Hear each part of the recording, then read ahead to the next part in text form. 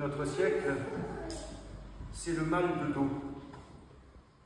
Il paraît que 87% des Français souffrent ou souffriront de mal de dos. Un mal qui, comme beaucoup d'autres, outre les facteurs physiques ou physiologiques, peut aussi avoir des fondements psychologiques. Nous nous sommes tous déjà dit, d'une façon ou d'une autre, « j'en ai plein le dos ». Or, nous savons que quand on a mal au dos, le reste du corps souffre aussi. Difficulté à bouger, à marcher, parfois à se tenir debout. Symptômes parfois aussi des fardeaux que nous portons au cours d'une vie. C'est ce qui arrive à la fin de notre texte. Il est dit, selon la vision de la médecine de l'époque, qu'elle a un esprit impur. Le mot grec traduit par impur a donné le mot français asthénie, un terme médical qui désigne une fatigue plus ou moins chronique. Il ne s'agit pas ici de diagnostiquer de quoi souffre cette femme, mais de constater qu'elle souffre. Physiquement, le texte insiste dessus, elle ne peut pas se tenir debout et elle est incapable de se redresser. Mais elle souffre aussi moralement. Selon les croyances de l'époque, la maladie est comprise comme une punition.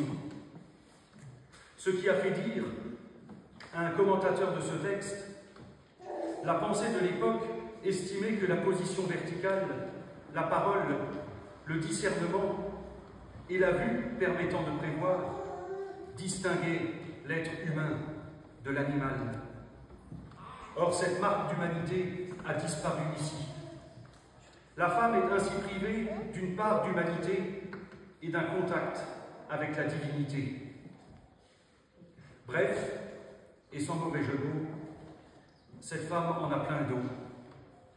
Et nous connaissons, peut-être pour l'avoir expérimenté nous-mêmes, que plus on en a plein le dos, plus on a mal, et plus on a mal, et plus on en a plein le dos. Cette femme nous représente tous, dans les moments de doute, d'abattement, et j'ose dire de dépression que nous pouvons traverser, dans lesquels nous nous enfonçons, qui nous tiennent courbés et nous rendent incapables de nous redresser.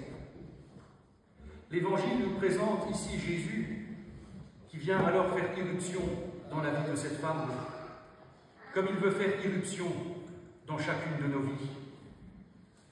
Nous avons affaire ici à ce qu'on appelle vulgairement un récit de miracle.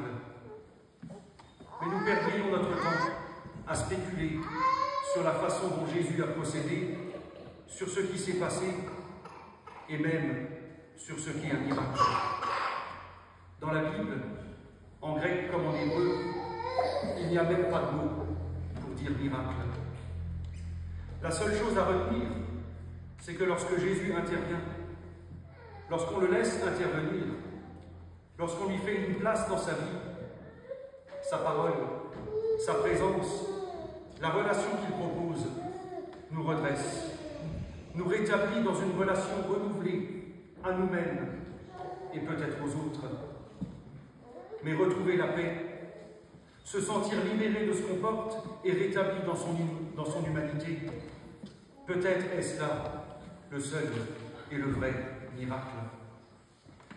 Parce que Jésus pose un critère qui appelle à regarder au-delà des apparences, au-delà de la maladie et du handicap, au-delà des dogmes et des conventions sociales qui nous font appréhender le handicap et la différence. Jésus parle de cette femme comme d'une descendante d'Abraham. Il veut dire par là que comme tout un chacun, cette femme a une dignité et une valeur que personne ne peut lui contester ou lui enlever. Jésus dit aussi par là que cette femme, comme tout un chacun, est au bénéfice de l'alliance que Dieu propose. Alliance aujourd'hui matérialisée par le baptême. Alliance dans laquelle Dieu garantit notre humanité et nous appelle à progresser dans cette humanité. Jésus se fait le relais de cette alliance lorsqu'il dit que la femme de notre texte est appelée à être libérée, détachée, même un jour de Shabbat. Jésus résume ici toute la dynamique de la foi. Il appelle chacun de nous à découvrir sa propre vocation et à se poser la question du sens. Découvrir que nos vies ne sont pas écrites d'avance, qu'il n'y a pas de destin inscrit dans les étoiles dont nous serions les jouets, ou d'énergie qui détermine nos vies. Jésus nous dit que la relation à Dieu, l'alliance vécue et assumée, se fait pour nous chemin de libération. Libération du non-sens, libération d'une compréhension du monde où tout serait rangé dans des cases, soumis à l'arbitraire et à l'immuable, sans perspective et sans espérance. Il nous est tous arrivé d'en avoir plein le dos, parfois de céder sous le poids du fardeau. Il est des croix qui sont bien lourdes à porter, et même Jésus a eu besoin d'aide pour porter la sienne. Quelqu'un me disait il y a quelques jours que toutes les religions sont les mêmes. Pourquoi pas? Même si je ne suis pas sûr que cela veuille dire grand-chose.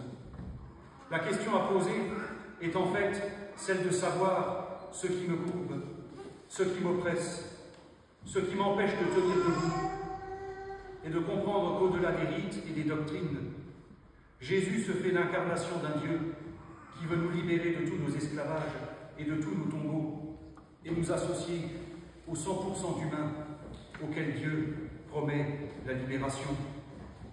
Ce qui peut s'illustrer par cette histoire d'un homme qui marche dans le désert.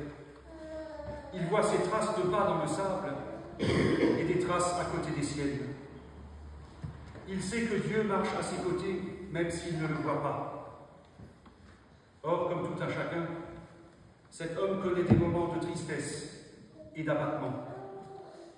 Mais dans ces moments-là, il ne voit plus les traces de pas de Dieu.